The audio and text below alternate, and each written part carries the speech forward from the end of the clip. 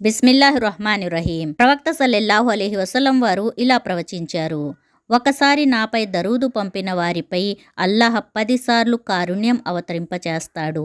ఇంకా అతని 10 పాపాలు క్షమిస్తాడు, 10 స్థానాలు ఉన్నతం చేస్తాడు. విశ్వాసులు పరస్పరం అన్నదమ్ములు కనుక మీ సోదరుల మధ్య సంబంధాలను సంస్కరించుకోండి. అల్లాహకు భయపడండి. మీపై దయచూపటం జరగవచ్చు. ఓ ప్రజలారా, ఒక ఉపమానం వివరించటం జరుగుతోంది, శ్రద్ధగా వినండి. అల్లాహను వదిలి మీరు ఎవరెవరినైతే మొరపెట్టుకుంటున్నారో వారంతా ఏకమైన ఒక్క ఈగను కూడా సృష్టించలేరు.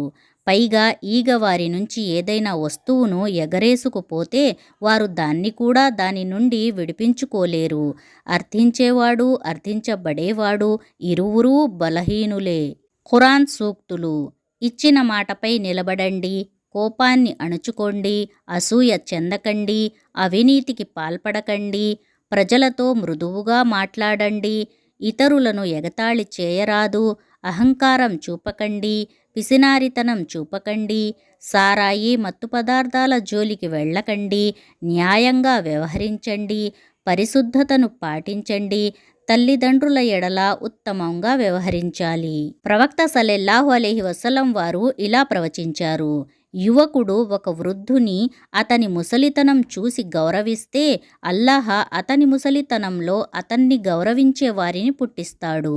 ఎవరికైనా ఆవలింతలు వస్తే తన చేతితో నోటిని మూసివేయాలి. ఎందుకంటే తెరిచి ఉన్న నోటిలో శైతాన్ ప్రవేశిస్తాడు. అంటే ఈగ, దోమ మొదలైన రూపాల్లో ప్రవేశిస్తాడు. బంధుత్వాలని త్రెంచేవాడు స్వర్గంలో ప్రవేశించడు. బంధుత్వం దైవ సింహాసనానికి వేలాడుతూ ఉంది. ఇంకా, ఓ అల్లాహ్, నన్ను కలిపి ఉంచిన వారిని కలిపి ఉంచు, ఇంకా నన్ను త్రెంచిన వారిని నువ్వు త్రెంచివేయి అని ప్రార్థిస్తూ ఉంటుంది.